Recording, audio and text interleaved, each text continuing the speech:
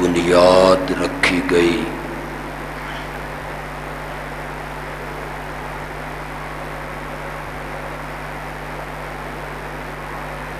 اس وقت سے لے کے آج تک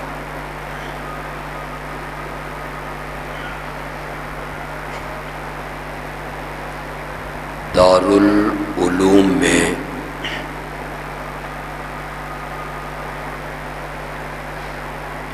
شعبان اور رمضان کے مہینوں میں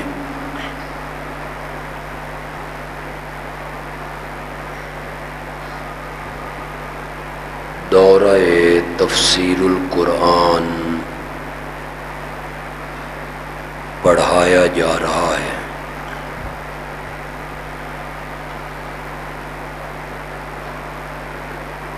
اللہ کرے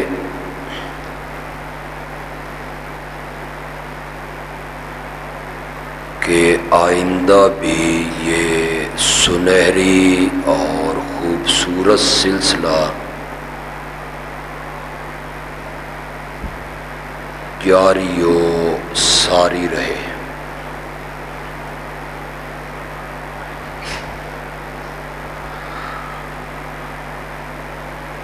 وقت وقت کی بات ہے،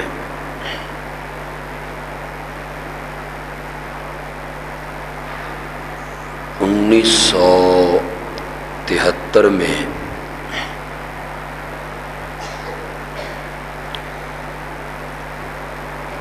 میں نے یہاں دورہ تفسیر پڑھا۔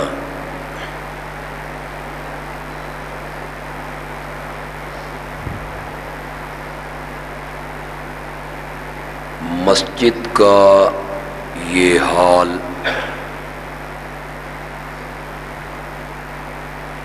اور برآمدہ طالب علموں سے بھرا ہوا ہوتا تھا۔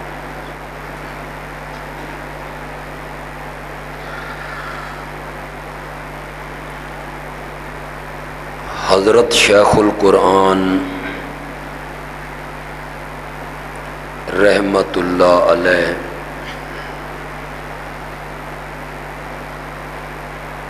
اپنی لے میں اور اپنے رنگ میں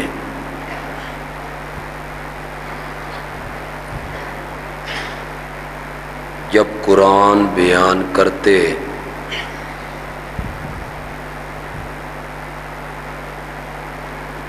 تو یوں محسوس ہوتا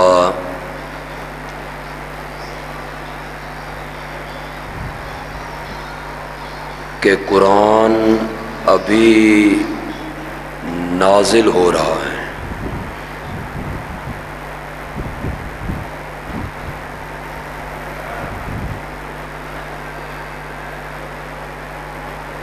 حضرت شیخ القرآن رحمت اللہ علیہ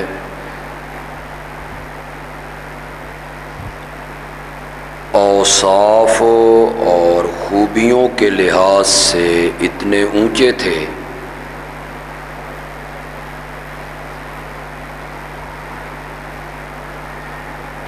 کہ بعد میں کوئی آدمی بھی ان کے قد کو پہنچ نہیں سکا۔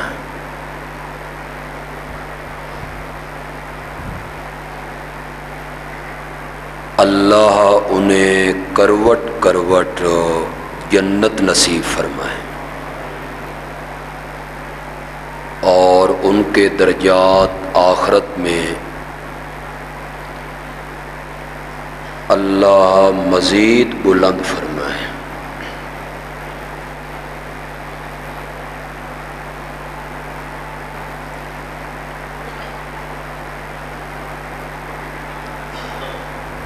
قرآن پاک کی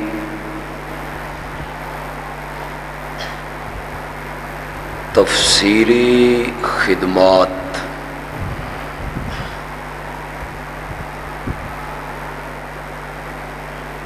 صحابہ کے دور سے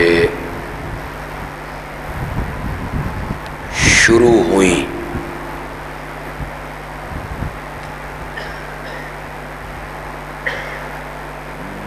بعض صحابہ کا مقام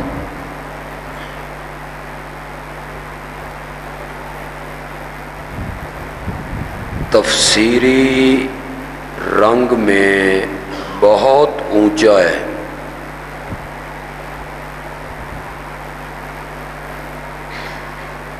ان میں حضرت عبداللہ ابن مسعود رضی اللہ تعالی عنہ، حضرت عبداللہ ابن عباس رضی اللہ تعالی عنہ،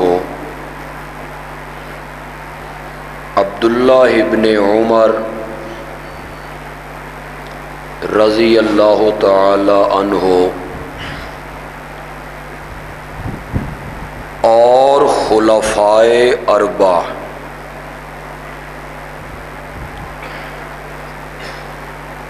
ان کا مقام قرآنی تفسیر میں باقی صحابہ سے اعلیٰ ہے۔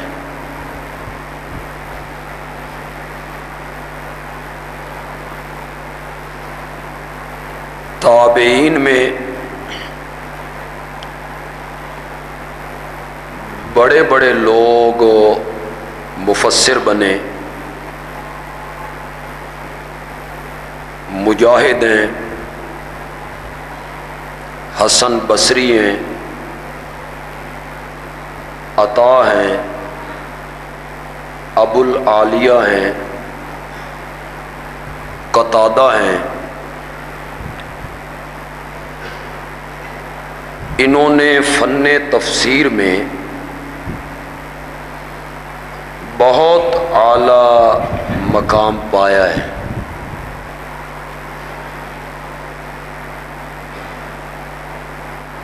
قرآن پاک کی عربی تفسیروں میں ابن جریر ہے،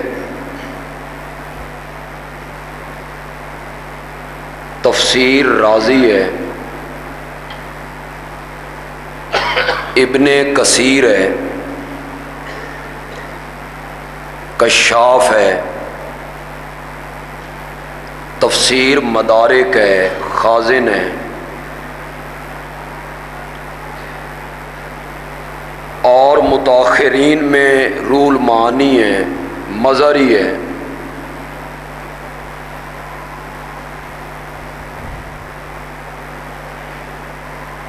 ان لوگوں نے فن تفسیر میں بڑا اعلیٰ مقام پایا ہے۔ میں ان سے بحث نہیں کرنا چاہتا، میں اپنے ٹارگٹ تک پہنچنا چاہتا ہوں اور یہ بطور تمہید عرض کر رہا ہوں۔ بر صغیر پاک و ہند میں اگر آپ کا مطالعہ ہے اور آپ صاحب علم ہیں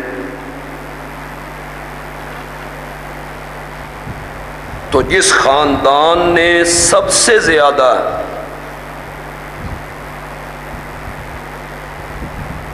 فن تفسیر میں نام پیدا کیا وہ ہے شاہ ولی اللہ محدث دہلوی رحمۃ اللہ علیہ کا گھرانہ۔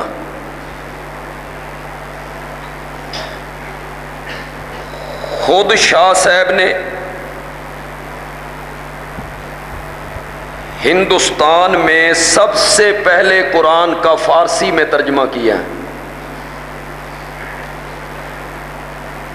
اس وقت فارسی سرکاری زبان ہے ہندوستان کی، لوگ فارسی بولتے ہیں، فارسی لکھتے ہیں، فارسی سمجھتے ہیں۔ حضرت شاہ ولی اللہ نے فارسی میں ترجمہ بھی کیا اور ایک مختصر سی تفسیر بھی لکھی فتح الرحمان کے نام سے۔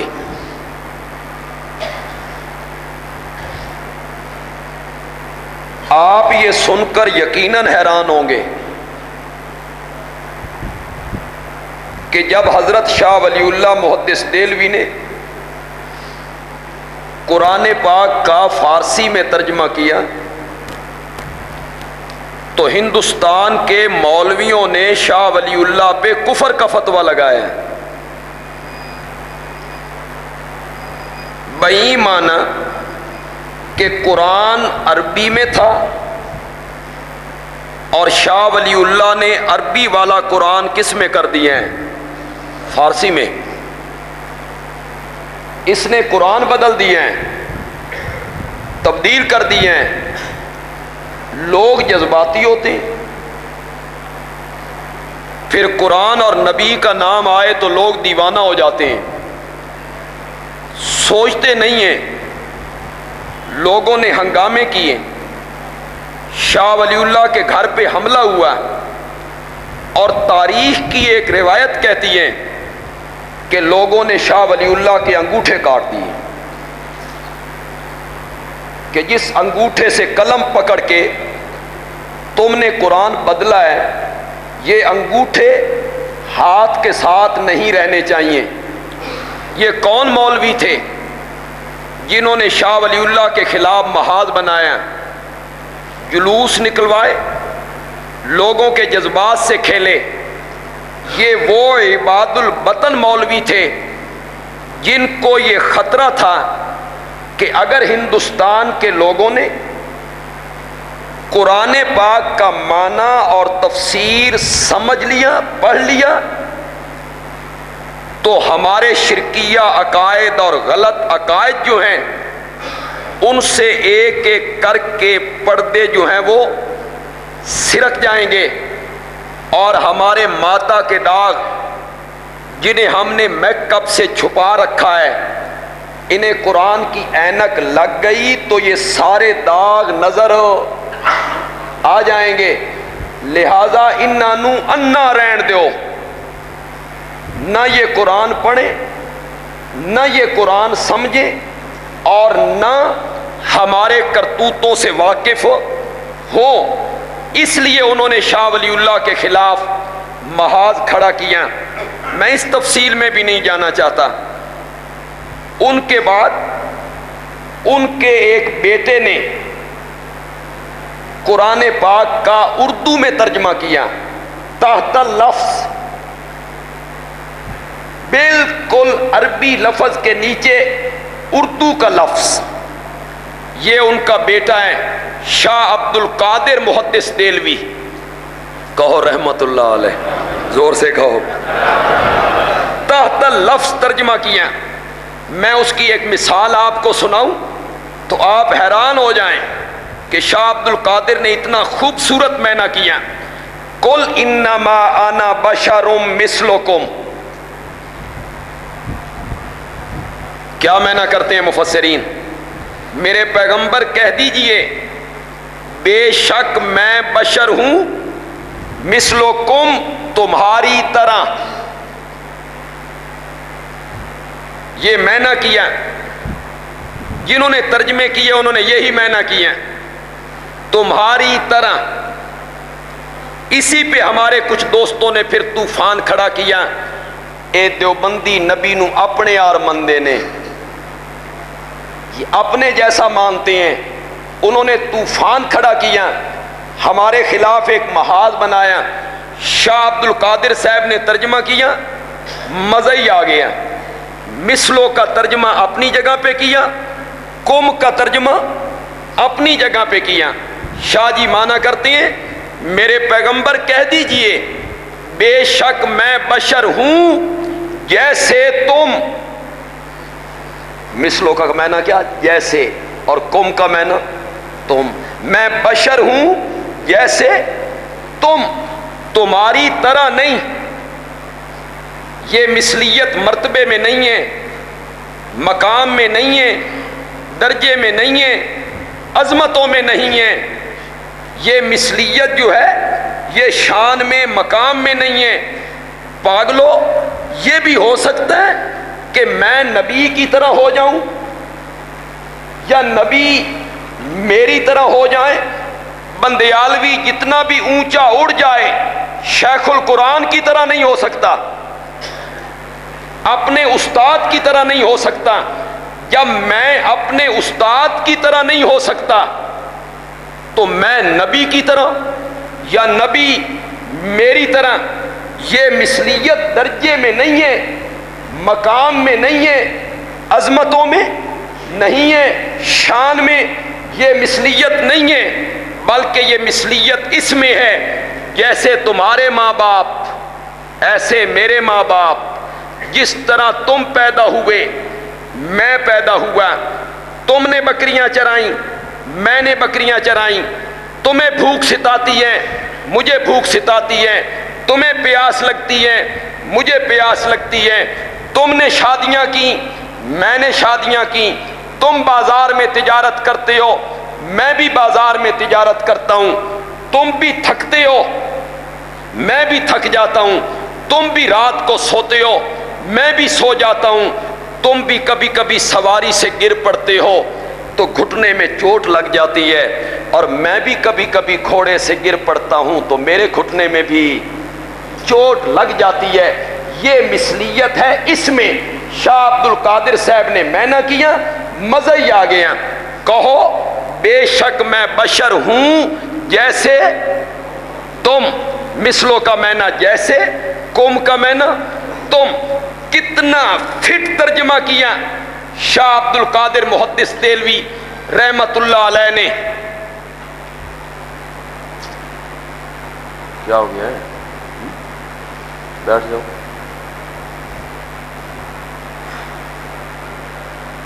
امیر شریعت سید عطا اللہ شاہ بخاری رحمت اللہ علیہ نے یہ ترجمہ پڑھا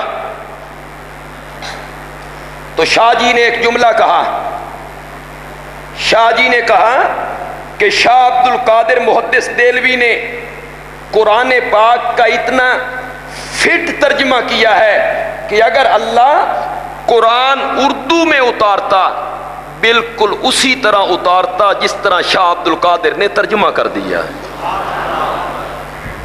یہ تفسیری خدمات ہیں شاہ ولی اللہ کے خاندان کی۔ پھر شاہ ولی اللہ کا ایک اور بیٹا ہے، اس کا نام ہے شاہ رفیع الدین، بھول گئے ہو؟ رحمت اللہ علیہ شاہ رفیع الدین محدث دہلوی رحمت اللہ علیہ، انہوں نے قرآن پاک کا ترجمہ کیا۔ بڑے بھائی نے بھی قرآن کا اردو میں ترجمہ کیا، چھوٹے بھائی نے بھی قرآن کا اردو میں ترجمہ کیا۔ دونوں بھائیوں کے ترجمے میں فرق یہ ہے، بڑے بھائی نے تحت لفظی ترجمہ کیا اور چھوٹے بھائی نے با محاورہ ترجمہ کیا۔ ان کے تیسرے بھائی ہیں شاہ عبد العزیز محدث دہلوی، انہوں نے ایک تفسیر لکھی تفسیر عزیزی کے نام سے، جو مکمل نہ کر سکے۔ علماء کہتے ہیں اگر شاہ عبد العزیز کی یہ تفسیر مکمل ہو جاتی تو علماء کو کسی اور تفسیر کے پڑھنے کی ضرورت باقی نہ رہے۔ یہ تیسرا بیٹا ہے شاہ ولی اللہ کا جس نے قرآن پاک کی تفسیر لکھی ہے۔ اب تھوڑی سی میری طرف توجہ کرنی ہے، بات تھوڑی سی پھیر کے لاؤں گا تو شاید آپ کو سمجھ نہ آ سکے۔ چوتھا بیٹا ہے شاہ عبد الغنی، یہ شاہ ولی اللہ کا چوتھا بیٹا ہے، اس کا نام ہے شاہ عبد الغنی رحمت اللہ علیہ۔ کوئی ترجمہ نہیں کیا، کوئی قرآن پاک کی تفسیر نہیں لکھی، لیکن ان کے ایک بیٹے نے توحید و سنت کی اشاعت کے لیے اور شرک و بدعات کے کلا کما کے لیے تقریری اور تحریری جہاد اس طرح کیا کہ دنیا شرک آج بھی اس کا نام سن کے کانپتی ہے۔ میری مراد ہے شاہ اسماعیل شہید رحمت اللہ علیہ۔ یہ کن کے بیٹے ہیں اور یہ کس کا پوتا ہے؟ توحید کے موضوع پہ کتاب لکھی تقویت الایمان، مزہ ہی آ گیا۔ لوگوں نے جا کے ان کے والد کو کہا آپ کے بیٹے نے کتاب لکھی ہے، بڑی سخت کتاب لکھی ہے، ساری دنیا کو مشرک بنا دیا۔ والد صاحب نے بلایا، اسماعیل سنا ہے کوئی کتاب لکھی ہے اور بڑی سخت لکھی ہے، میرے پاس لوگ شکایت لے کے آئے ہیں تو شاہ اسماعیل صاحب نے فرمایا بابا آپ کتاب منگوائیں، اسے پڑھیں، جس جگہ پہ سختی نظر آئے اسے کاٹ دیجئے، نرم کر دیجئے، لیکن بابا ایک بات یاد رکھیے، جس جس جگہ پہ نرمی کریں گے قرآن بدل جائے گا۔ میں نے تو قرآن کی آیت لکھی ہے، اس کا ترجمہ کیا ہے، نبی کا فرمان لکھا ہے، اس کا ترجمہ کی، بڑی شہرت پائی، اللہ نے زبان میں تاثیر بڑی دی ہے۔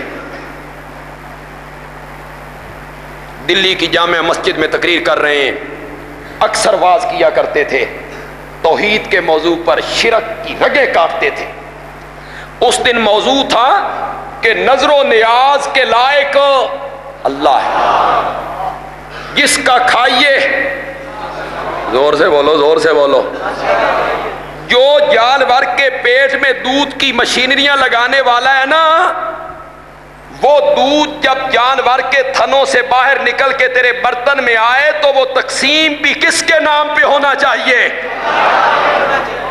مشینریاں لگانے والا کون ہے؟ فصلیں اگانے والا کون ہے؟ تو پھر فصلوں میں حصہ کس کا ہونا چاہیے؟ جانور پیدا کرنے والا کون ہے؟ تو پھر جانور بطور نظر و نیاز ذبح کس کے نام پہ ہونے چاہیے؟ غیر اللہ کی نیاز حرام ہے۔ النظر عبادت، اٹھاؤ فقہ حنفی کی ساری کتابیں، بحر الرائق اٹھائیے، فتاوی قاضی خان اٹھائیے، فتاوی عالمگیری اٹھائیے، اس میں یہ لکھا ہوا ہے النظر عبادت، کرو میں نا، النظر عبادت، نظر کیا ہے؟ والعبادت لغیر اللہ شرک صریح، اور اللہ کے سوا کسی اور کی عبادت کرنا کیا ہے؟ کیا یہ فقہ حنفی کی کتابوں میں نہیں لکھا ہوا؟ شاہ جی دلی میں تقریر کر رہے ہیں تو دلی میں لوگ پکاتے تھے بی بی فاطمہ کی سانک۔ کیا پکاتے تھے؟ جیسے ہمارے یہاں ہے پیران پیر کی 11ویں، امام جعفر کے کونڈے، یہ ہے نا شرک، اور اس کو کہتے ہیں بدعات۔ یہ علاقائی ہوتے ہیں، علاقائی، دلی میں کچھ، لاہور میں، یہ بدعت کی علامت ہے، شرک کی علامت ہے، وہ علاقائی ہوتے ہیں۔ دلی میں کچھ ہوں گے، لکھنؤ میں کچھ ہوں گے، لاہور میں کچھ ہوں گے، خوشام میں کچھ ہوں گے، اور جو سنت ہوتی ہے نا وہ بین الاقوامی، جو سعودی عرب میں ہے وہی راول پنڈی میں ہے، جو راول پنڈی میں ہے وہی پشاور میں ہے، جو پشاور میں ہے وہی کوئٹہ میں ہے۔ یہ 8 سال 10 سال کا بچہ بیٹھا ہے، اس سے پوچھو کھانا کھانے سے پہلے کیا پڑھتے ہیں؟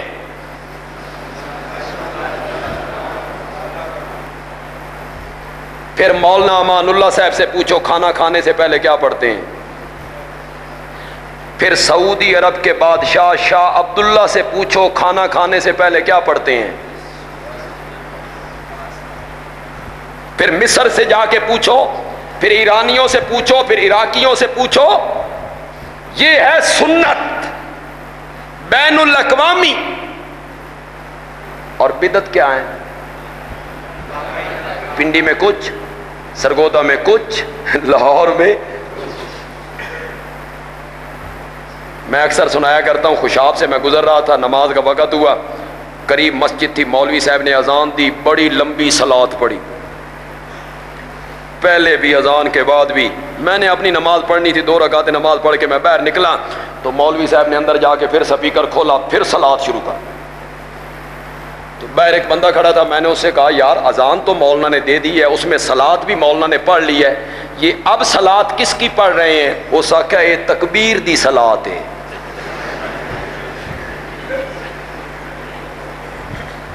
یہاں ہے اے میری گل سن کے کتنا شروع ہی نہ ہو جان. خوشام میں ہے، پنڈی میں نہیں. کسی جگہ پہ قبر پہ اذان دیں گے، کسی جگہ پہ نہیں دیں گے.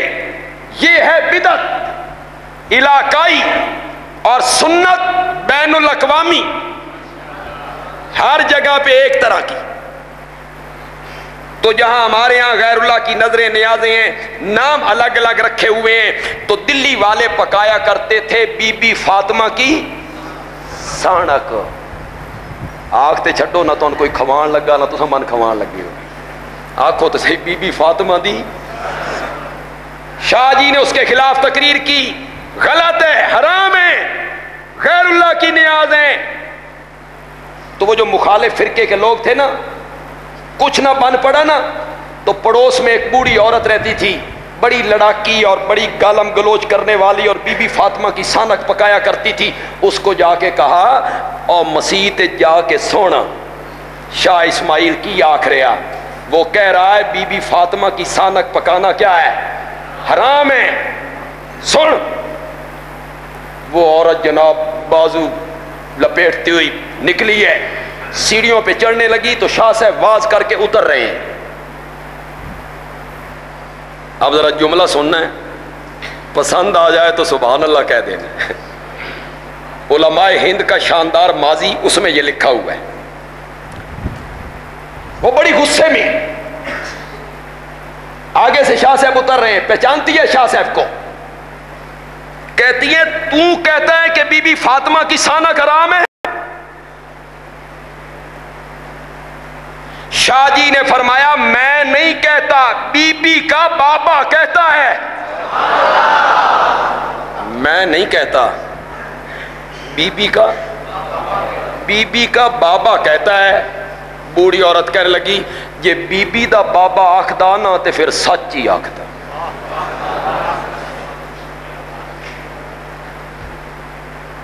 بات تو پھر لمبی ہو گئی. کہنا کیا چاہتا تھا؟ برے صغیر پاک و ہند میں سب سے زیادہ جس خاندان نے قرآن پاک کی تفسیر کی خدمات انجام دیں، وہ خاندان کس کا ہے؟ محدث دہلوی رحمت اللہ.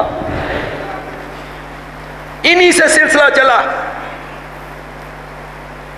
پھر قرآن پاک کا اردو میں ترجمہ کیا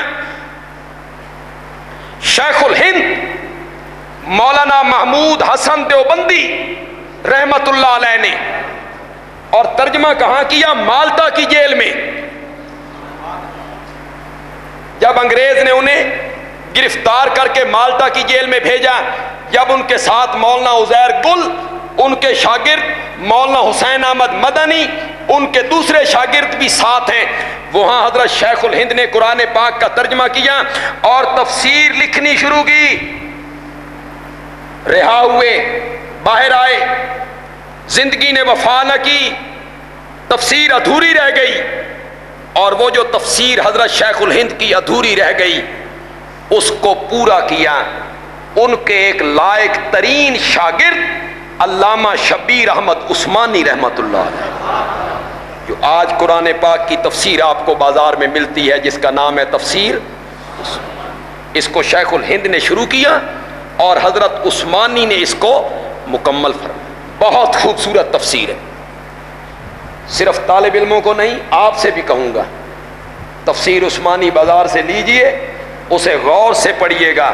حضرت عثمانی سمندر کو کوزے میں بند کرنے کا فن جانتے، بہت خوبصورت تفسیر. پھر علماء دیوبند میں ایک بہت بڑا اونچا نام ہے، حکیم الامت مولانا اشرف علی تھانوی رحمت اللہ علیہ. انہوں نے قرآن پاک کا ترجمہ بھی کیا اور بیان القرآن کے نام سے قرآن کی تفسیر بھی لکھی. میں اب شاہ ولی اللہ کے خاندان سے علماء دیوبند کی تفسیری خدمات پہ آ گیا ہوں. ان میں حضرت شیخ الہند ہے، ان میں ان کے شاگرد علامہ عثمانی ہیں، ان میں حکیم الامت مولانا اشرف علی تھانوی رحمت اللہ علیہ ہیں، جنہوں نے قرآن پاک کا ترجمہ بھی کیا اور قرآن پاک کی تفسیر بھی لکھی۔ پھر ایک نام ہے مولانا عبید اللہ سندھی رحمت اللہ علیہ، یہ سندھ کے نہیں ہیں، سیال کوٹ کے ہیں۔ لوگ سندھی سے سمجھتے ہیں بھئی یہ سندھ کے تھے، سندھ کے نہیں تھے، سیال کوٹ کے تھے۔ ان کا خاندان سکھ ہے، سکھوں میں سے مسلمان ہوئے۔ چونکہ اکثر دین سندھ میں رہ کے پڑھا اس لیے مشہور کیا ہو گئے۔ انہیں بیت اللہ میں قرآن کی تفسیر پڑھانے کا شرف حاصل ہوا۔ کئی مدت تک یہ قرآن کی تفسیر پڑھاتے رہے بیت اللہ میں۔ انہوں نے قرآن پاک کی تفسیر لکھی، جو کسی نے مقولہ لکھا ہے، سچ کہا ہے کسی نے، رب کی دین ہے، چاہے تو سکھ کے بیٹے سے قرآن کی تفسیر لکھوا دے اور سید کے بیٹے سے ہیر لکھوا دے۔ پتہ نہیں سمجھے ہو کہ نہیں سمجھے؟ یہ جیسے ہیر لکھی ہے اس دا کہ نہ آئی، سید ہیر لکھ رہا ہے اور سکھ کا بیٹا قرآن کی تفسیر لکھ رہا ہے۔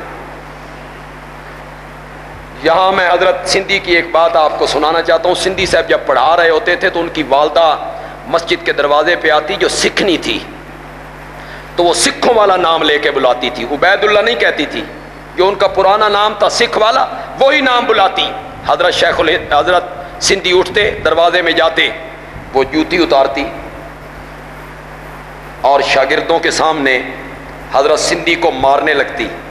جوتی جب اس کے ہاتھ سے گر جاتی تو حضرت سندھی جوتی اٹھا کے پھر والدہ کے ہاتھ میں دی۔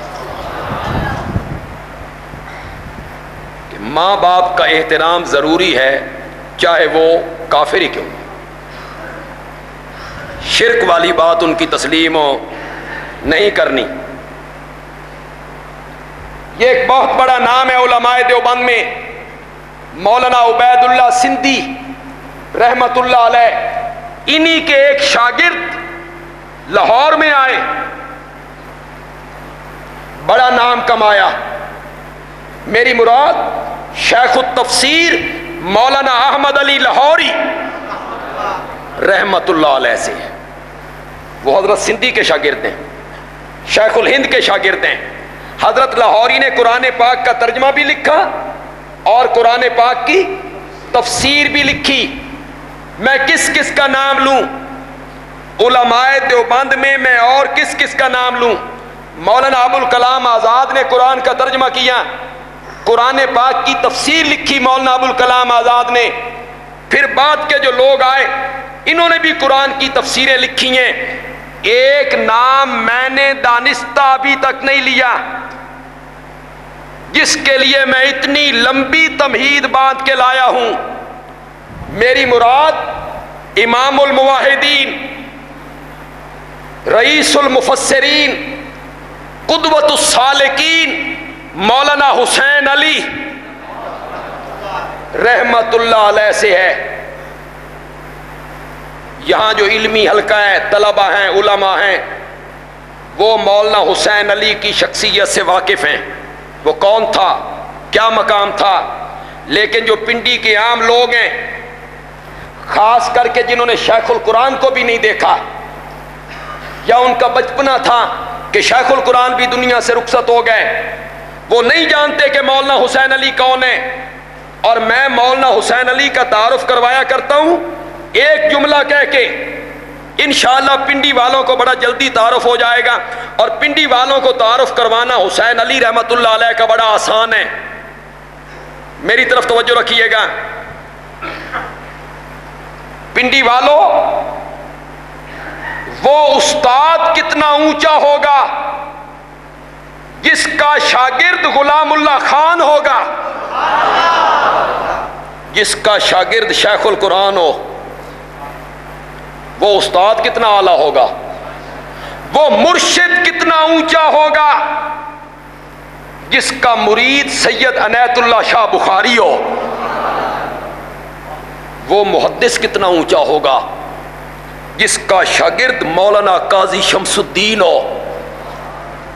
اب آپ کو پتا چلا کہ مولانا حسین علی کون ہے، جن سے شیخ القرآن نے علم حاصل کیا، جن سے شیخ القرآن نے قرآن پاک کی تفسیر پڑھی۔ خدا گواہ ہے کہ حضرت شیخ جب ہمیں پڑھاتے تھے نا اور کسی جگہ پہ پنجابی میں ترجمہ کرتے، کہتے میں اردو میں نہیں کروں گا، سرحد کے پٹھان بھی ہوتے تھے وہ کی جانے پنجابی، تو حضرت شیخ کہتے تھے سرحد والو، پشتو والو، میں تہاڈے واسطے بھی اردو ترجمہ نہیں کرنا، من مزہی پنجابی چاہتا، میرے شیخ دی زبان ہے۔ تو حضرت شیخ رو رو کے ترجمہ کیا کرتے تھے۔ مولانا حسین علی رحمت اللہ علیہ جن کا شاگرد غلام اللہ خان ہے اور جس کا استاد مولانا رشید احمد گنگوہی ہے، استاد کتنا اونچا ہے، امام الہند مولانا رشید احمد گنگوہی رحمت اللہ علیہ۔ اب جو ہماری جماعت ہے اور ہماری جماعت کے ادارے ہیں اور یہ قرآن پاک کی تفسیر پڑھائی جا رہی ہے، ہم اس تفسیر میں کسی کا رنگ نہیں اپناتے، صرف مولانا حسین علی کا رنگ اپناتے ہیں۔ میں اس لیے مثالیں دے کے لایا ہوں، سب کی خدمات ہیں، سب کا رنگ الگ الگ ہے، ہر پھول کا رنگ بھی الگ ہے، خوشبو بھی الگ ہے۔ میں کسی پہ تنقید نہیں کر رہا ہوں، سب ہمارے سر کا تاج ہیں، سب ہماری آنکھوں کا نور ہیں، سب ہمارے دل کا سرور ہیں، لیکن ہماری جماعت کے علماء حضرت شیخ القرآن کے پیچھے چلتے ہوئے یہ جو قرآن کی تفسیر پڑھاتے ہیں اس میں رنگ اختیار کرتے ہیں تفسیری مولانا حسین علی، زور سے کہو رحمت اللہ علیہ کا۔ اب میں صرف 2 رنگ آپ کو دکھانا چاہتا ہوں، میرے پاس وقت نہیں ہے کہ میں سب رنگ آپ کے سامنے پیش کروں۔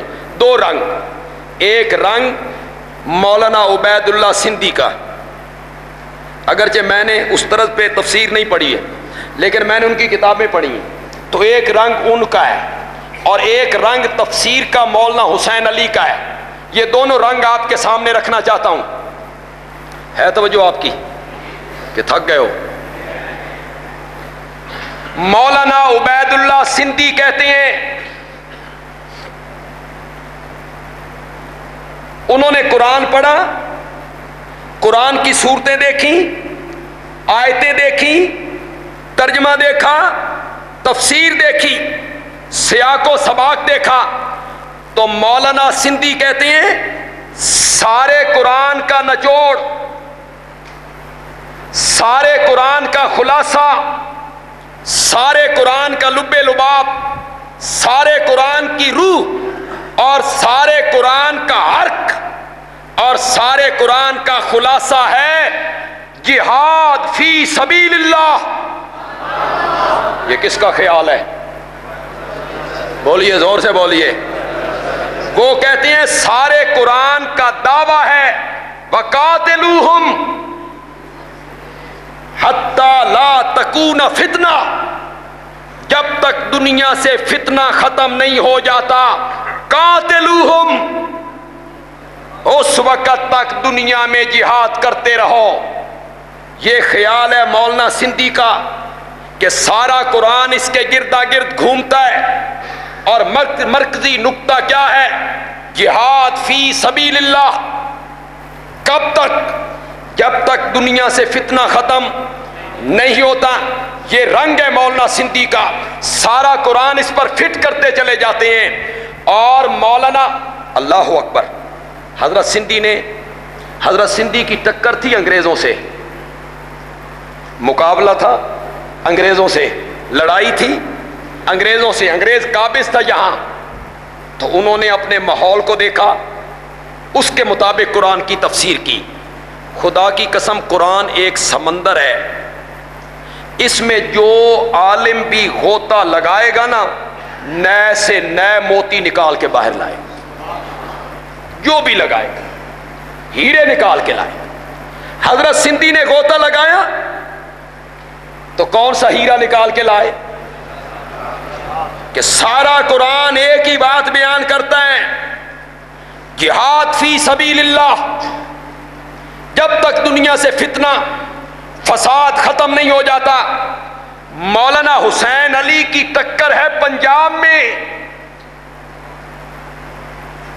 شرک کا زور ہے، قبر پرستی کا زور ہے، مسجدوں میں دری نہیں ملتی اور قبروں پہ ریشمی غلاف چڑھے ہوئے ہیں، مسجد میں دیا کوئی نہیں، قبروں پہ کمکمے ہیں، مسجدیں کچی قبریں پکی، رونقیں لگی ہوئی ہیں، کہانیاں مشہور ہیں، شرک عام ہے، بدعت عام ہے، غیر اللہ کی پکاریں ہیں، غیر اللہ کی نظر و نیاز ہیں۔ پنجاب میں ٹکر ہے مشرکین سے، مبتدعین سے۔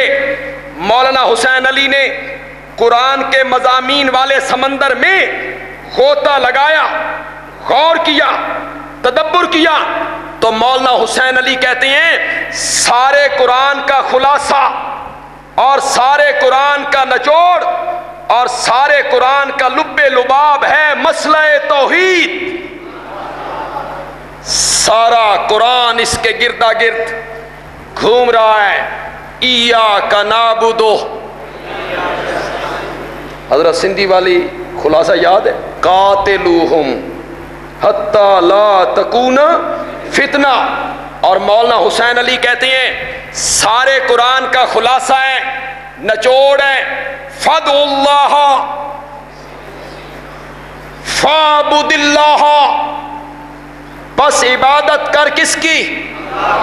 فدع اللہ، بس غائبانہ پکارو تو صرف کس کو پکارو؟ اللہ کو۔ ان دونوں چیزوں کو فاتحہ میں بیان کیا، ایاک نعبد، کہو ایاک نعبد۔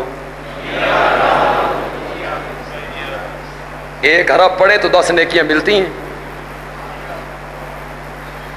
اور مواحد جب توحید بیان کریں نا، رب کو پیارے بڑے لگتے ہیں، رب کو مسئلہ توحید سے بڑا پیار ہے۔ تو آپ یہ جملے کہیں گے تو رب کو کتنے پیارے لگیں گے، ذرا کہو نا، ایاک نعبد، سارے قرآن کا خلاصہ اور نچوڑ، ایاک نعبد و ایاک نستعین، سارا قرآن اس کے گردا گرد گھوم رہا ہے۔ مولانا حسین علی کہتے ہیں کہ قرآن پاک کی 114 صورتیں ہیں، 114 صورتوں میں سے 80 صورتوں کے اندر اللہ نے صرف مسئلہ توحید کو بیان کیا ہے۔ کتنی صورتوں میں؟ حضرت شیخ القرآن کے لفظ بتاؤں وہ کیا کہا، اس کو کس طرح بیان کرتے تھے؟ حضرت شیخ کہتے تھے اللہ نے 80 صورتاں توحید تے لا چھڑیاں نے، اللہ نے 80 صورتاں توحید تے لا چھڑیاں نے، 80 صورتیں۔ اللہ اکبر۔ آپ کو میں کیسے سمجھاؤں؟ کل صورتیں کتنی ہیں؟ اس میں کیا کیا بیان ہے؟ انبیاء کی رسالت ہے یہ کوئی نہ، نبی پاک کی نبوت، بولتے جائیے، نبی پاک کی ختم نبوت، قیامت، صحابہ کی عظمت، نبی پاک کی عظمت، نماز، روزہ، زکوٰۃ، حج، طواف، صفا مروہ، قربانی، طلاق، نکاح، خلا، وصیت، وراثت، دیت۔ تھک گئے ہو؟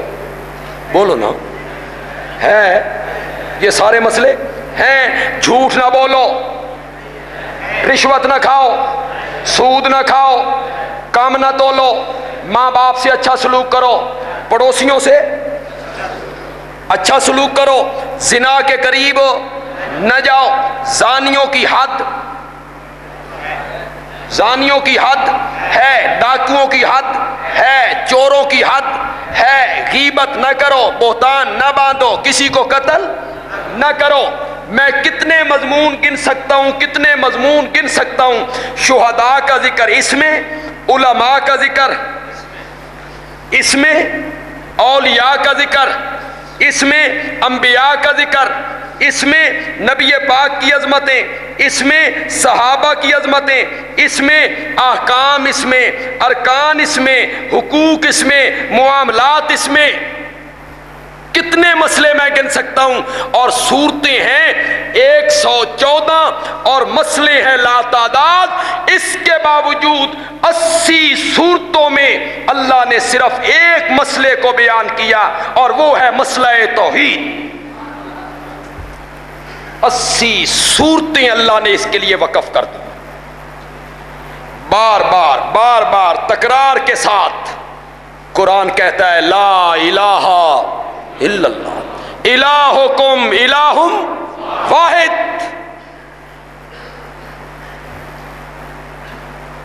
یہ کس کا خیال ہے؟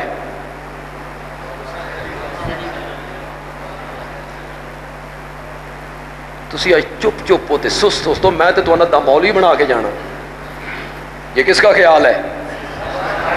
مولانا حسین علی رحمت اللہ علیہ کا۔ 80 صورتیں وقف کی اللہ نے مسئلہ توحید کے لیے۔ اگلی بات سنو، اگلی یہ بات جو میں بیان کرنے لگا ہوں، یہ میں نے اپنے کسی استاد سے نہیں سنی، میں نے حضرت شیخ سے پڑھا، حضرت قاضی صاحب سے پڑھا، اپنے والد صاحب سے پڑھا، حضرت نیلوی صاحب سے پڑھا، میں نے تفسیر ان سب علماء سے پڑھی ہے، لیکن یہ بات میں نے کسی اپنے استاد سے نہیں سنی۔ ایک گل میں سنیے، ایک جٹ کو لوں جو مرید تھا مولانا حسین علی کا، مزہ آیا نا، بالکل ان پڑھ، بندہ حیران ہوتا ہے بھائی جٹاں نو سمجھا دیتا۔ ہمارے سرگودا میں رہتا تھا، وہ نام تھا اس کا شیخ عبداللہ۔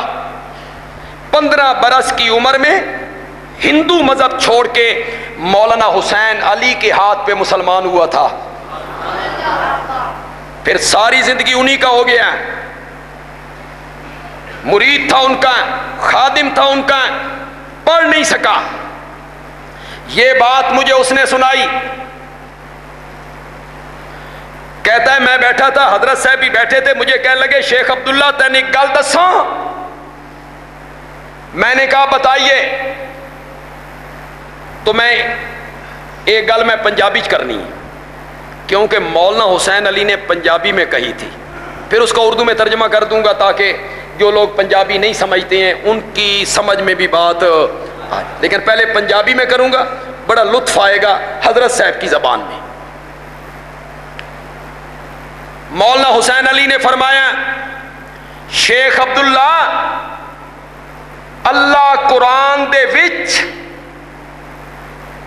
اللہ قرآن دیاں سورتاں دے وچ جو کچھ بھی بیان کریندا راوی مکیندہ توحید دے یہی۔ اللہ قرآن کی صورتوں میں جو کچھ بھی بیان کرتا رہے، جب اس صورت کو اللہ ختم کرتے ہیں تو ختم آ کے کس مسئلے پہ کرتے ہیں؟ تاکہ لوگوں کو بتایا جائے حقوق بھی ہیں، معاملات بھی ہیں، نماز بھی ہے، زکوٰۃ بھی ہے، چوری بھی نہیں کرنی، زنا بھی نہیں کرنا، غیبت بھی نہیں کرنی، یہ سارے کام کرنے ہیں، لیکن ذہن میں رکھیے گا سب سے بڑی نیکی توحید ہے اور سب سے بڑا گناہ اللہ اس کو ختم کرتے ہیں تو کس مسئلے پہ آ کے کرتے ہیں؟ میں گھر گیا، میں قرآن چکیا، میں آکھا شیخ عبداللہ دی گل دا ذرا تجربہ تے کریے، تو میں نے قرآن کی سورتوں کا آخر دیکھنا شروع کیا۔ اکثر صورتیں مجھے نظر آیا کہ رب نے اسی مسئلے پہ ان کو آ کے ختم کیا۔ قرآن کہتا ہے ایک سورت کو ختم کرتے ہوئے قرآن کہتا ہے وَاعْبُدْ رَبَّكَ حَتَّى يَأْتِيَكَ الْيَقِينُ، اپنے رب کی عبادت کر یہاں تک کہ تجھے موت آ جائے۔ کس پہ ختم کی؟ کس صورت کو؟ کس صورت کو ختم کیا؟ حافظو بولو، اگلا رمضان تے دور آلے بولو۔ سورت ہجر، جزاک اللہ۔ کس صورت کو ختم کیا؟ سورت کس پر آ کے، کس مسئلے پہ آ کے ختم کیا؟ ذرا ایک اور سورت کا آخری آیت پڑھنا چاہتا ہوں، ذرا بتائیے گا کون سی آیت ہے؟ وَلِلَّهِ غَيْبُ السَّمَاوَاتِ وَالْأَرْضِ وَإِلَيَّ يُرْجَعُ الْأَمْرُ كُلُّهُ، عالم الغیب بھی میں ہوں اور مختار کل بھی میں ہوں، فَاعْبُدْهُ، تو عبادت بھی میری کرنا۔ کس صورت کو ختم کیا؟ ہود کو۔ کس صورت کو؟ سورت ہود کو۔ قُلْ إِنَّمَا أَنَا بَشَرٌ مِثْلُكُمْ يُوحَىٰ إِلَيَّ أَنَّمَا إِلَٰهُكُمْ إِلَٰهٌ وَاحِدٌ۔ کس صورت کو ختم کیا؟ کس مسئلے پہ آ کے؟ إِلَٰهُكُمْ إِلَٰهٌ واحد، اس پہ آ کے ختم کرتی ہیں اللہ۔ صورتوں میں جو کچھ بھی بیان کرتے رہیں اس صورت کو اللہ آ کے ختم کرتے ہیں کس مسئلے پہ؟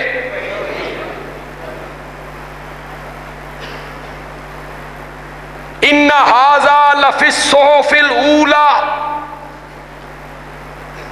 صُحُفِ إِبْرَاهِيمَ وَمُوسَىٰ۔ کس صورت کو ختم کیا؟ اس کو شروع کہاں سے کیا؟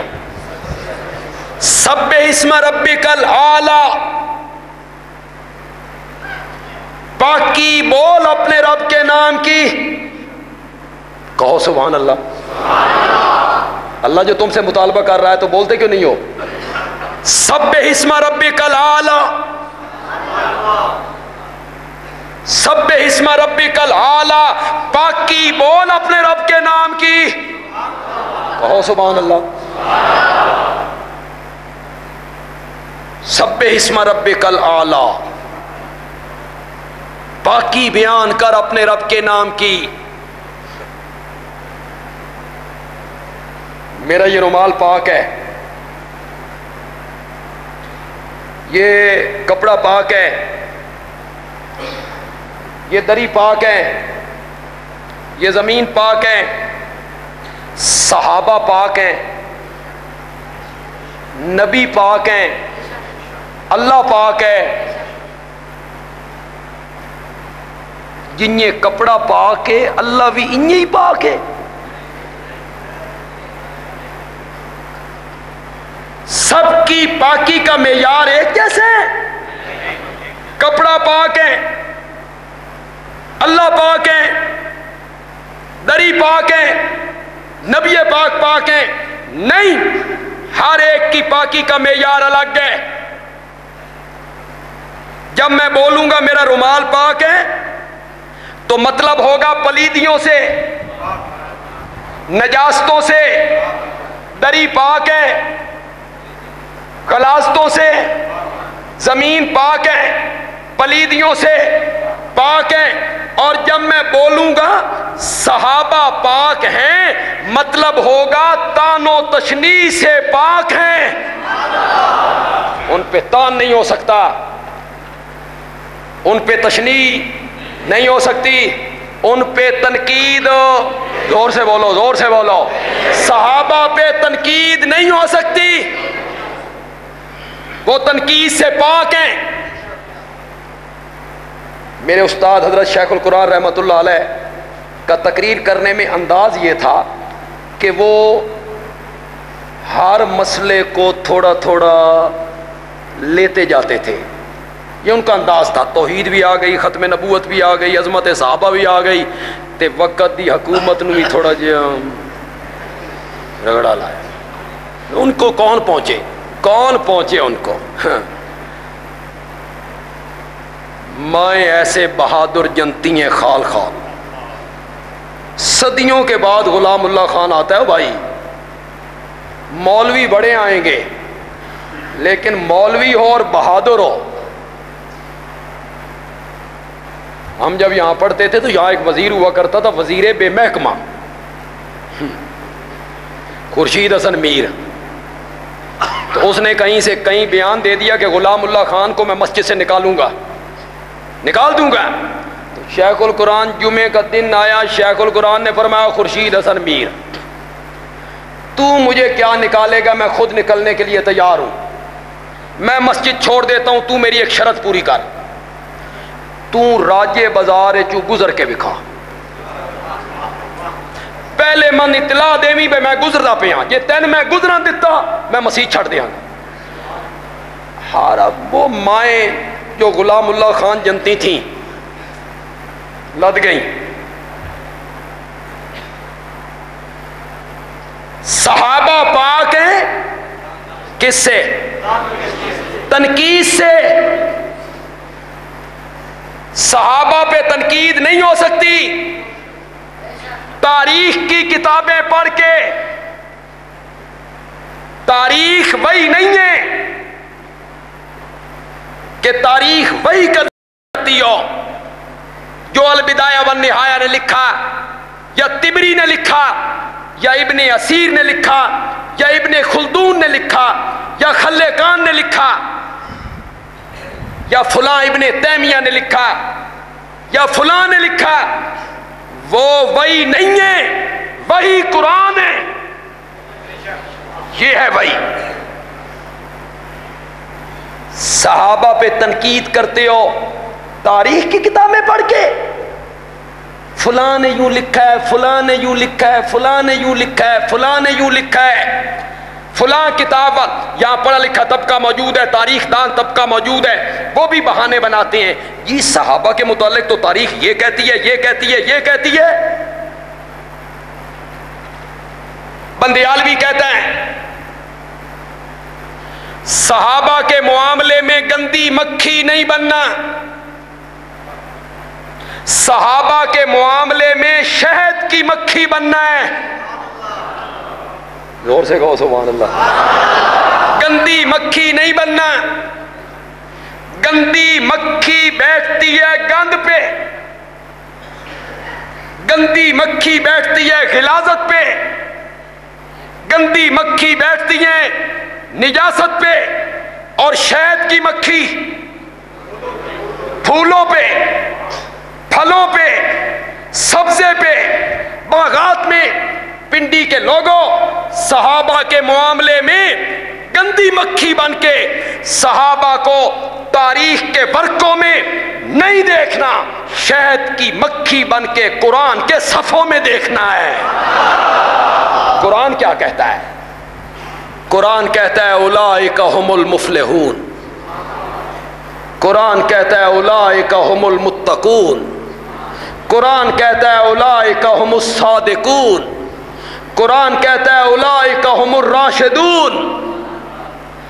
میں اپنے رنگ میں کہا کرتا ہوں اللہ دی قسم صحابہ دیاں تعریفاں کردیاں رب دا دل نہیں بھرتا، دل نہیں بھرتا رب کا. وہ کہتا ہے اولئک هم المفلحون، دل نہیں بھرتا تو کہتا ہے اولئک هم المتقون. دل نہیں بھرتا تو وہ کہتا ہے اولئک هم الراشدون. دل نہیں بھرتا تو وہ کہتا ہے اولئک هم الصادقون. اور جب دل نہیں بھرتا تو وہ کہتا ہے اولئک هم المؤمنون حقا. اور جب دل نہیں بھرتا تو وہ کہتا ہے اولئک حزب اللہ. میرا سونا اے یار تیرے نے تے فوج میری ہے، اے یار تیرے نے تے لشکر میرا ہے. دل نہیں بھرتا تو پھر قرآن کہتا ہے رضی اللہ عنہم. پڑھو یار، رضی اللہ عنہم ورضوا عنہ. اور پھر جب رب کا دل نہیں بھرتا تو رب کہتا ہے اعد لہم جنات، اعد لہم جنات تجری تحتها الانہار. اے علماء کرام اور اے طلباء اعظام، ایک منٹ کے لیے معذرت طلب کرتا ہوں. مجھے صحابہ سے عشق ہے، مجھے صحابہ سے محبت ہے، مجھے صحابہ سے والہانہ پیار ہے. صحابہ میرے مشفق ہیں، صحابہ میرے مہربان ہیں. مجھے توحید پہنچی صحابہ کے ذریعے، مجھے قرآن پہنچا صحابہ کے ذریعے، مجھے سنت پہنچی صحابہ کے ذریعے، مجھے دین کے ارکان پہنچے صحابہ کے ذریعے، مجھے اسلام کے احکام پہنچے صحابہ کے ذریعے. صحابہ کے عشق میں ڈوب کے خدا کے لیے مجھے اس آیت کا معنی کرنے دیں. اعد لہم جنات تجری تحتہا الانہار. اللہ کہتے ہیں میرا سونا پیغمبر میں تو جنت سجائی تیرے یاراں واسطے ہے. ہم نے تو جنت ہی تیرے یاروں کے لیے سجا کے رکھی. تو جب کہیں گے صحابہ پاک ہیں تو کیا مطلب ہوگا؟ بولتے کیوں نہیں ہو؟ اور جب کہیں گے کپڑا پاک ہے، اور جب کہیں گے نبی پاک ہے، تو مطلب ہوگا ماں کی گود سے لے کے قبر میں جانے تک چھوٹے بڑے گناہوں سے پاک ہیں، ان کے دامن پہ کوئی گناہ نہیں. الگ الگ معیار ہے پاکی کا. پھر میری طرف توجہ کیجئے، میرا رومال پاک ہے گندگی سے، صحابہ پاک ہیں تنقید سے، نبی پاک ہیں گناہ کی آلودگیوں سے، اللہ پاک ہے. وہاں کیا مطلب ہوگا؟ اللہ پاک ہے شریکوں سے. اللہ پاک ہے، اس کی ذات میں بھی کوئی شریک نہیں، اور اس کی صفتوں میں بھی، زور سے بولیے زور سے بولیے، ذات میں بھی کوئی شریک نہیں، صفتوں میں بھی. کیا ہے صفتیں؟ خالق ہونا، مالک ہونا، محیی ہونا، ممیت ہونا، مدبر ہونا، عالم الغیب ہونا. کس کی صفتیں ہیں؟ حاضر ناظر ہونا، مشکل کشا ہونا، حاجت روا ہونا، بیٹے بیٹیاں دینے والا ہونا، رہائیاں بخشنے والا ہونا، شفائیں دینے والا ہونا، المعز ہونا، المذل ہونا، النافع ہونا، الزار ہونا، السمیع لکل دعا ہونا، العلیم لکل حال ہونا، المعطی ہونا، المانع ہونا. اور پنڈی کے لوگوں، غلام اللہ خان کا شاگرد ہوں. داتا ہونا کس کی صفت ہے؟ داتا ہونا. زور سے بولو اور زور سے بولو. داتا ہونا، گنج بخش ہونا، دستگیر ہونا، غوث اعظم ہونا، لجپال ہونا، کھوٹی قسمتیں کھری کرنے والا ہونا، لجیں پالنے والا ہونا، عزتیں دینے والا ہونا، اولاد بخشنے والا ہونا، پکارے سننے والا ہونا. سبحان اللہ مولا، نہ تیری ذات میں کوئی شریک ہے، نہ تیری صفتوں میں کوئی شریک ہے. سبح اسم ربک الاعلی. کہو سبحان اللہ. وہ جو پڑھتے رہتے ہو اور علماء تمہیں سناتے رہتے ہیں، بندہ ایک دفعہ سبحان اللہ آکھے تو جنت میں ایک درخت لگتا ہے جس کے نیچے عربی گھوڑا دوڑے. کتنے؟ تسی تبلیغی جماعت نال ٹائم لایا ہونا ضرور. عربی گھوڑا دوڑے کئی سال، اس کا سایہ ختم ہو نہ ہو. یہ کون بندہ سبحان اللہ کہے گا تو درخت لگے گا؟ او بولو بولو.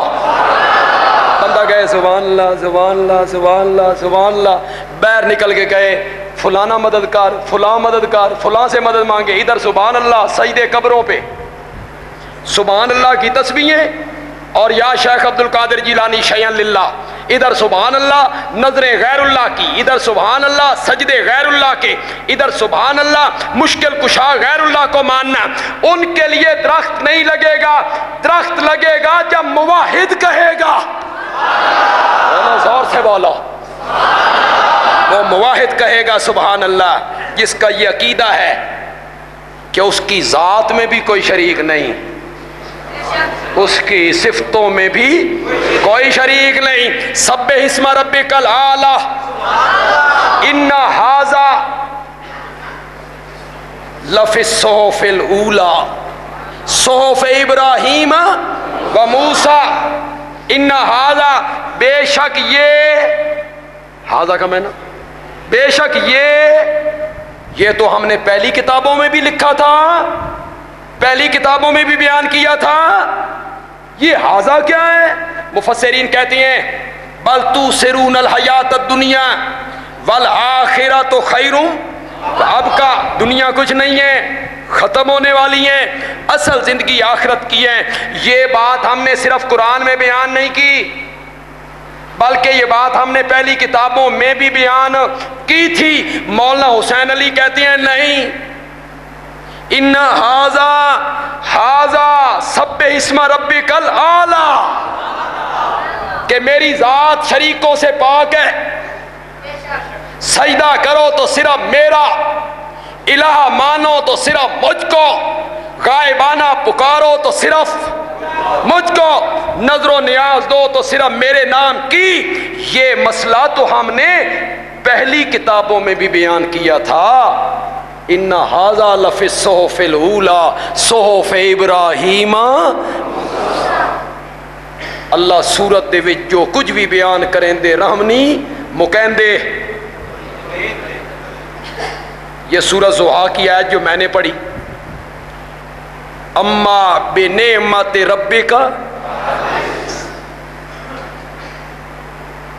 کیا کرتے ہیں مفسرین اس کا معنی پتہ ہے آپ کو؟ مفسرین اس کا معنی کرتے ہیں میرا سونا اپنے رب کی نعمت کو ظاہر کر، اور نبی پاک کے واسطے سے پھر امت کو خطاب ہو رہا ہے، ہر بندے کو خطاب ہو رہا ہے کہ جو نعمتیں تجھ پہ رب نے کی ہیں حدث ان نعمتوں کو ظاہر کر، ظاہر کر۔ کیا مطلب؟ یہ اللہ پیسے دیتے نے تے چنگے کپڑے پا، نعمت کا اثر تیرے وجود پہ نظر آنا چاہیے۔ اللہ دولت دیتی ہے تے مکان چنگا بنا، سواری چنگی رکھ، کپڑے اچھے پہن۔ یہ نہیں ہے دولت ہو پیسہ ہو کپڑے پھٹے ہوئے ہیں میلے کچیلے۔ حضرت صاحب بڑے سادہ ہیں، سادہ نہیں کہ کنجوس نے، سادہ ہیں۔ اگر اللہ نے دولت دی ہے تو تیرے جسم پہ اس کے آثار نظر آنے چاہیے۔ لکھوں پتی بندہ ہوئے، کروڑوں پتی بندہ ہوئے، تھلے میلی جی دھوتی تو ایک کرتا پایا ہوئے بندہ آ کے بے اسنو اللہ واسطے دے پیسے بندہ دے چھڑی۔ اچھے کپڑے پہننے کا نام تکبر نہیں، اچھے لباس کے استعمال کا نام تکبر نہیں، اچھی سواری کے استعمال کا نام تکبر نہیں۔ تکبر نام ہے دوسرے کو ذلیل سمجھنے کا۔ چنگے کپڑے پا کے بندہ میلے کپڑے آلنو ذلیل سمجھے، کار تے چڑھ کے بندہ سکوٹر آلیانو ذلیل سمجھے، سکوٹر تے چڑھ کے بندہ سائیکل آلیانو ذلیل سمجھے، اس کا نام کیا ہے؟ تکبر ہے۔ اور اگر عاجزی ہو تو پھر اچھی سواری کو استعمال کرنا تکبر نہیں ہے، عاجزی ہو تو اچھے لباس کے پہننے کا نام تکبر نہیں ہے۔ جو رب نے نعمتیں دی ہیں ظاہر کر۔ مولانا حسین علی نے مانا کیا، خدا دی قسم مزہ۔ مولانا حسین علی کہتے ہیں ذرا پیچھے سورت کو پڑھو، کتنے بڑے بڑے انعامات کا ذکر ہے۔ الم یجدک یتیما فآوی ووجدک ضالا فہدی ووجدک عائلا فاغنی۔ میرے پیارے، آپ تو یتیم تھے، ہم نے آپ کے سر پہ نبوت کا تاج پہنا کے 14 طبقوں کا امام بنا کے رکھ دیا ہے۔ وَوَجَدَكَ ضَالًّا فَهَدَىٰ، یہ آیت بڑی مشکل ہے، اس دا ترجمہ کرنا بھی بڑا اوکھا ہے۔ ضَالًّا اسی سے نکلا ضالین، اور استعمال ہو رہا ہے نبی پاک کے لیے۔ کیسے معنی کروں؟ وَوَجَدَكَ ضَالًّا فَهَدَىٰ، لیکن ضلال ایک ہی معنی میں نہیں استعمال ہوتا، گمراہی کے معنی میں نہیں۔ عرب کے لوگ پانی جب دودھ میں ڈالتے ہیں تو کہتے ہیں زل الماء فی اللبن،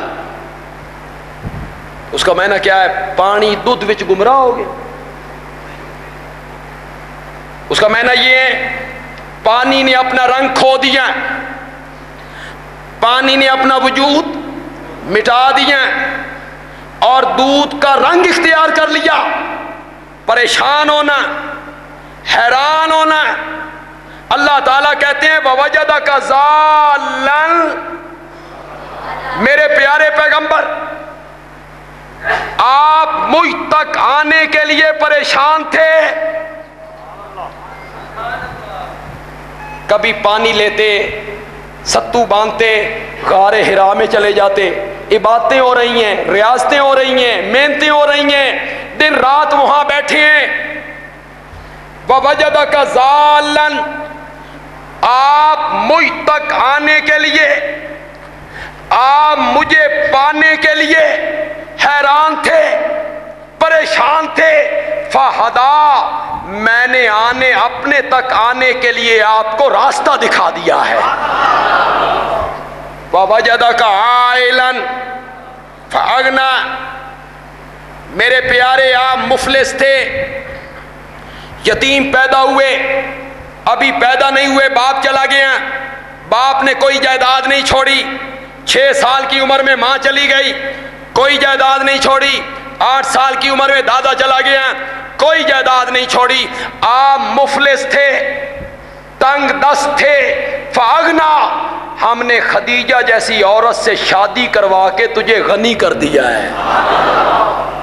پیچھے ذرا نعمتیں تو دیکھو کتنی بڑی بڑی ہیں، آگے اللہ نے مطالبہ کرنا تھا اتنا چھوٹا، بے رب کی نعمتیں ظاہر کر، نعمتیں اتنی بڑی بڑی اور مطالبہ اتنا چھوٹا۔ حضرت صاحب کہتے ہیں نہیں، مطالبہ اس میں بڑا زبردست ہے، بڑا مشکل مطالبہ ہے۔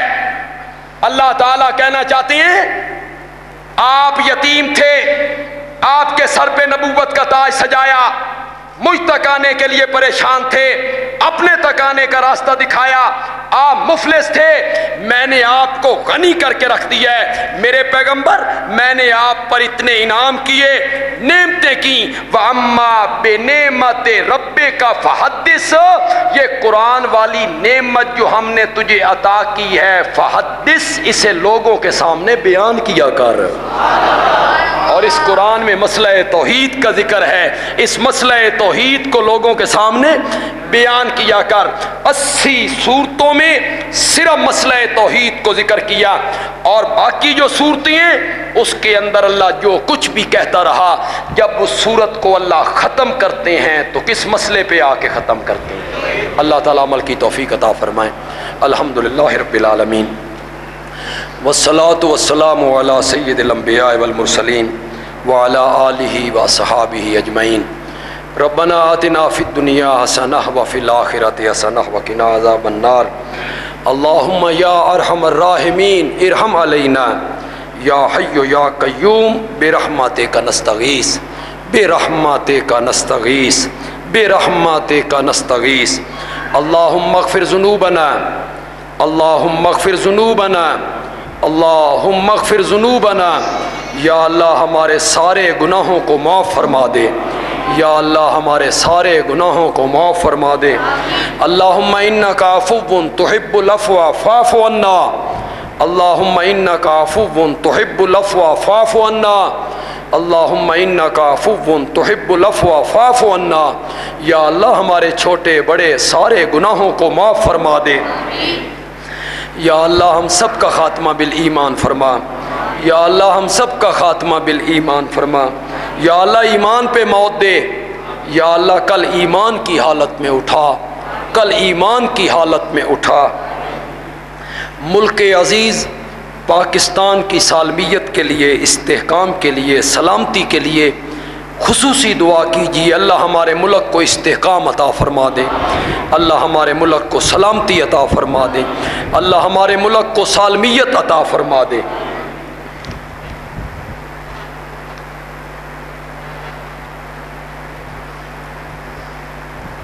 جو لوگ ہمارے ملک کے دشمن ہیں، اندرونی یا بیرونی، اس ملک کی سرحدیں اور اس کی بنیادیں کھوکھلی کرنا چاہتے ہیں، میرے اللہ ہمارے ملک کے دشمنوں کو تباہ و برباد فرما دے۔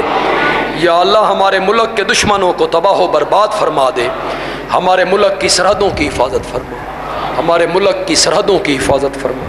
مولا یہ دھرتی تیری ہے، مولا یہ زمین تیری ہے، اس پہ نظام بھی تیرا چلنا چاہیے۔ مولا دھرتی جو تیری ہے اس پہ قانون بھی تیرا چلنا چاہیے۔ میرے اللہ ہماری گناہگار آنکھوں کو دکھا کہ اس ملک میں نظام مصطفیٰ نافذ ہو۔ مولا ہم بھی دیکھیں، نظام عدل ہو، نظام اسلام ہو۔